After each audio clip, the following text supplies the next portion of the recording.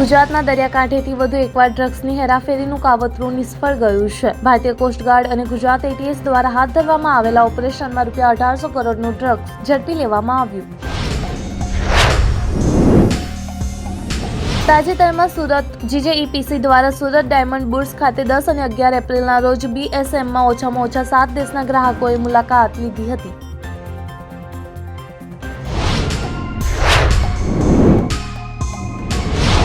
Ahmedabad hospital and nursing homes association દ્વારા Tata AIG, star health અને care health insurance ધરાવતી વ્યક્તિઓની કેશલેસ સારવાર છેલ્લા 10 દિવસથી બંધ કરી દેવામાં આવી. એક્ટર પવન કલ્યાણના પત્નીએ માનતા માની હતી કે જો તેમનો દીકરો સાજો થઈ જાય તો તેઓ પોતાના વાળનું દાન કરશે. માનતા પૂરી થતાં તેઓ તિરુપતિ મંદિરમાં પોતાના વાળ દાન કર્યા છે.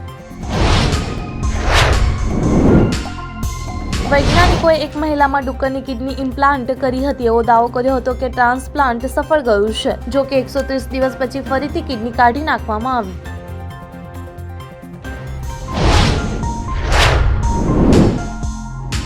બોલિવૂડ એક્ટર સલમાન ખાનને ફરી એકવાર ધમકીભર્યો મેસેજ મળ્યો છે, જેમાં સલમાન ખાનને તેમના ઘરમાં ઘૂસીને કારને બોમ્બથી ઉડાવવાની ધમકી મળી છે.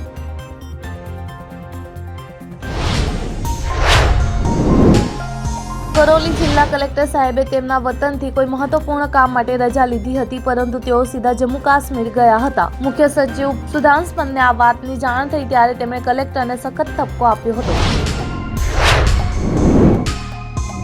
મિશિગન યુનિવર્સિટીના તાજેતરના સર્વેમાં જાણવા મળ્યું છે કે અમેરિકન નાગરિકો આજકાલ અર્થતંત્ર પ્રત્યે અત્યંત નિરાશાવાદી બની ગયા છે. કન્ઝ્યુમર કોન્ફિડન્સ ઇન્ડેક્સમાં 11% ઘટાડો થયો છે.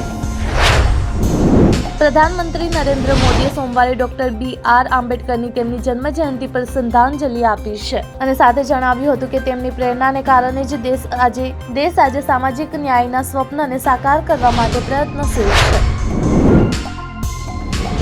વકફ સુધારા કાયદાના વિરોધમાં શુક્રવારે પશ્ચિમ બંગાળના મુર્શિદાબાદમાં હિંસા ફાટી નીકળી હતી. આ હિંસામાં 3 લોકોના મૃત્યુ થયા હતા, જ્યારે અન્ય ઘણા લોકો ગંભીર રીતે ઘાયલ થયા હતા.